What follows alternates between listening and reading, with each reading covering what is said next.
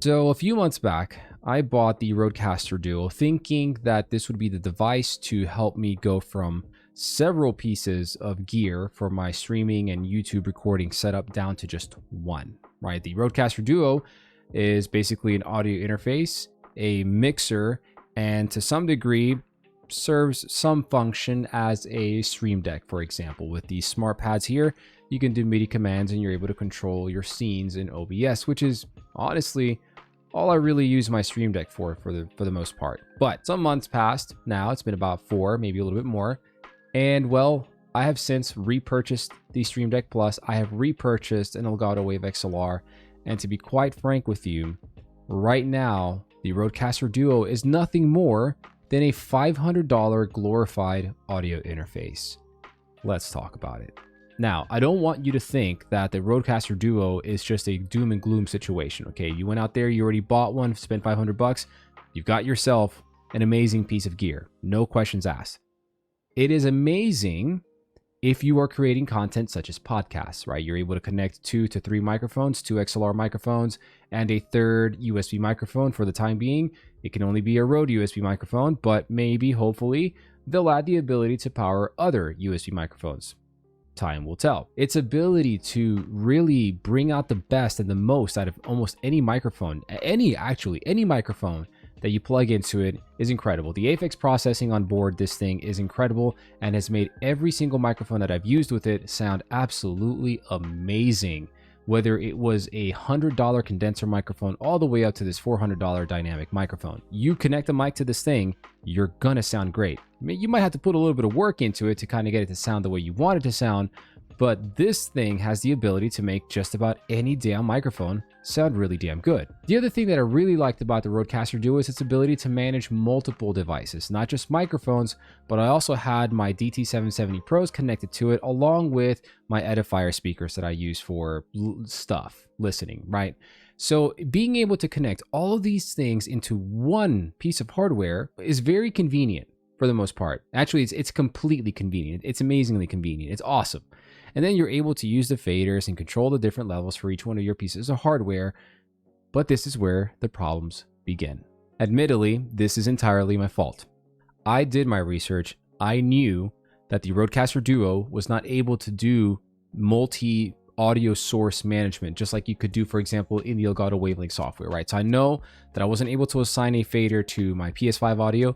I know I wasn't able to assign a fader to Discord, a fader to Spotify, a fader to, my web browser audio, etc. I knew that I could not accomplish that. What I also knew is that you're able to use Rode Unify with the Rodecaster Duo, but there's a catch. When you use Rode Unify, you're able to assign all of your inputs to the different channels, and then you're able to route all of that audio out through the Rodecaster Duo on the Rodecaster main stereo, which is the main output that it does when you connect USB slot number 1 to the back of your computer. That's not a big problem. The problem comes in when you're playing a game on your computer. You see, when I'm playing my game on PS5, I'm doing a stream, talking to people, blah, blah, blah. Somebody says, hey man, your PS5 audio is a little low. I found a workaround to get my PS5 audio routed straight into a second fader. The problem is that when I was trying to use the Rode Unify method, if I'm gaming on my computer, I can't adjust my fader to adjust just the mic, just the Discord, just the game, because when you manipulate the fader, when you increase the volume by pushing the fader up, or you decrease the volume by bringing the fader down, you're bringing every source up or down globally, which is a problem. It throws off the entire mix. So what do? Well, in that instance, what you would have to do is you'd have to Alt-Tab out of your game, go up to Rode Unify, because my monitor is directly above the one that I game off of, and I have to find the channel that I'm trying to increase or decrease the volume for and do that in the software and then get back into the game. And that kind of breaks the flow of efficiency. And one thing that I adore in life is efficiency, and that is just completely inefficient. Is it viable? 100%. Is it efficient? Not at all. But again, not necessarily a problem, because for someone like me, since I'm only streaming or primarily streaming PlayStation 5 game and audio, I found a workaround, but I was able to assign all of my PC audio, which would include, any PC gaming audio, PC system audio, Twitch alerts, etc., to fader number 1. And I was able to assign my PS5 or my console audio to fader number 2. And then I had a third fader for my microphone. So as far as I was concerned, I was good to go, no problems. It did exactly what I needed to do while just delivering buttery smooth mic audio. Dude, I cannot stress that enough. But then I ran into another problem, and this was the straw that broke the camel's back. So when I started to stream using that methodology, I ran into this issue where sometimes my viewers would say, hey man, your PS5 audio is a little low, turn it up. And so I would try to turn it up, and they would be like, no, it's still too low. So I would turn it up some more. Like, okay, fine, it's perfectly great. Cool, we figured it out. But see me, I like to go into things fully prepared, as fully prepared as possible. And so what I like to do, and I believe this should be a best practice for anybody out there in the streaming world, is I test all of my audio before I hit live, before I go live. And what I found is that every single time I tried to monitor my audio through OBS by going into OBS sound settings, turning on the monitoring and output, just so I can get an idea of what it sounds like, I could never tell what the fuck I was listening to. Ever. I could not tell if the levels I was listening to were the levels that I was hearing coming out of the RdeCaster Duo, or if these were the levels that were being put out to my audience. The RdeCaster Duo, unfortunately, does not have a very simple way of defining the two or differentiating between the two. And that is very annoying, because every time I thought I had it right, somebody would pop into the stream. Thankfully, they would pop in, right? And they would say, hey man, your PS5 audio is a little low. So I'd turn it back up again. And oh my God, we can barely hear you. I'm like, well, my mic volume is as max as it can go, because if I go any higher, it's going to introduce noise, or you're going to be able to hear everything else in the background. So I had to bring the volume down. And it was about 5 or so minutes every time of trying to do the song and dance of figuring out what my levels were supposed to be appropriately set to. But again, it's not all doom and gloom. I've reached out to Rode. Rode and I have worked in the past together. They hooked me up with a huge XDM package last year, not this last October in 2023, but in October of 2022, they sent me the Rode XDM 100, which is their, USB dynamic microphone, pretty much a Rodecaster, but on steroids. They sent me the Rode PSA 1 Plus and a couple of other things, and I was able to check it out and use Rode Unify. I made videos with that, and really enjoyed the Rode Unify program. The software is great. It has its issues. With some people, I didn't have any issues using it. It had a kind of a steepish learning curve because there's a lot that it can do, which is great. But I reached out to Rode. I'm like, guys, I got the RdeCaster Duo. It is fantastic. All it needs is 100% integration with Rode Unify, to where I can assign channels to faders separately. That's all it needs. Here's what they said. They said, our firmware team is prioritizing this for the next firmware update for the RdeCaster series of devices. This was months ago, and we haven't heard a thing. Nothing. And that's okay. That's okay, because I understand. I don't actually understand, but I understand. I'm not a software guy. I don't know what coding's all about, firmware and this and that. I mean, I know what firmware is, but I don't know what it takes to actually put it together and then put it out for the people that are using your products. But what bothered me here is that I got into Reddit, and I've seen so many posts trying to find some sort of an alternative workaround to get this thing to do what I want it to do.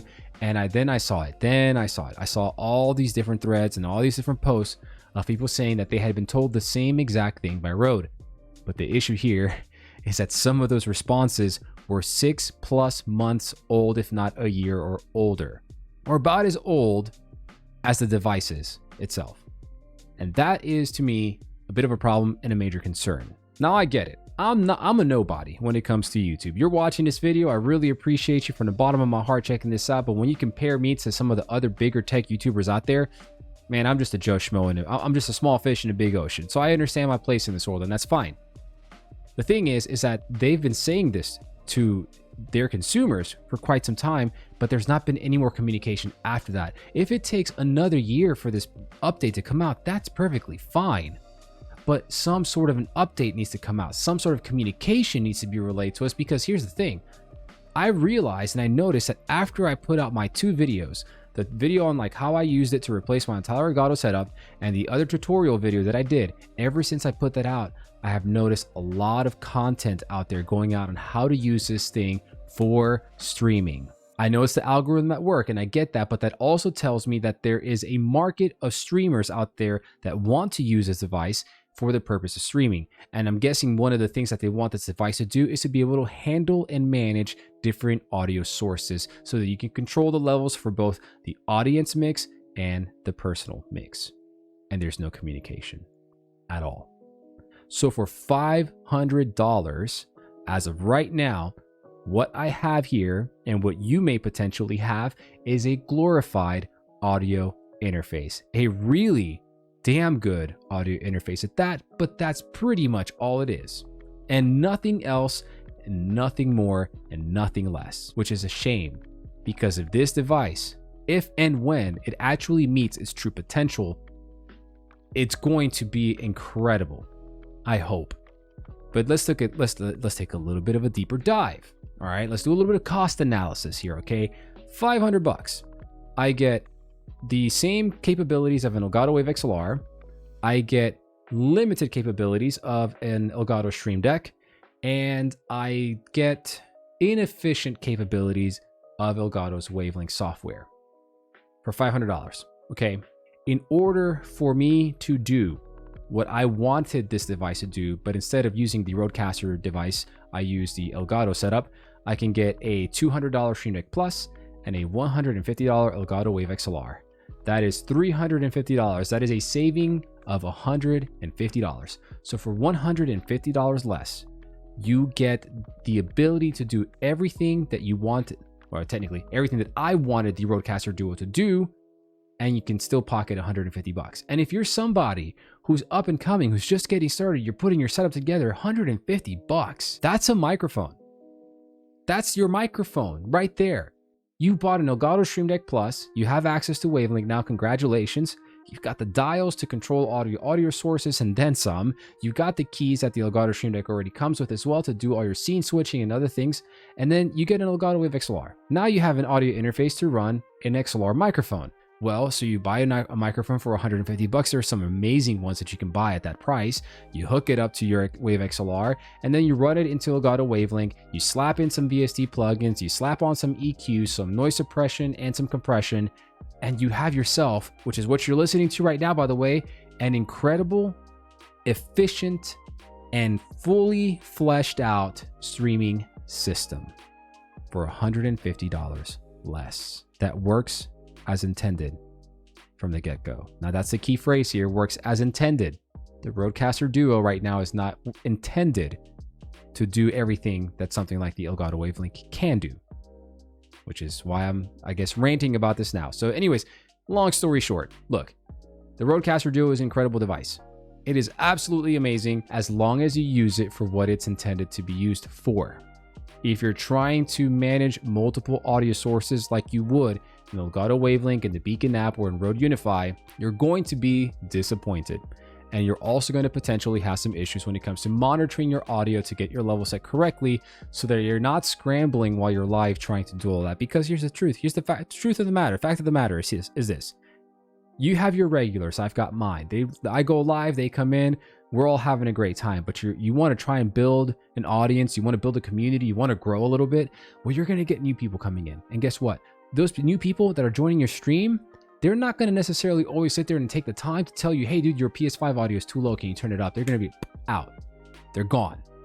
Like, audio is like the #1 reason why people leave. That's why they stop watching a YouTube video. That's why they leave a stream if the audio is not up to par. Once the audio is resolved, if the audio is great, then they stick around for you.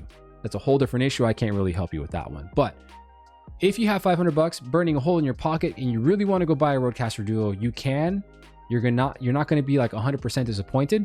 It's a fantastic device, a fantastic piece of hardware, but it cannot do everything you probably want it to do as of right now. So I would hold off or go the Elgato route right now, which 100% works as intended. It will deliver on everything that you needed to deliver to as a content creator and as a streamer, and you'll be able to save yourself $150. Ladies and gentlemen, my name is Francisco. Thank you for watching. Y'all be good to yourselves. Be good to one another. Peace out.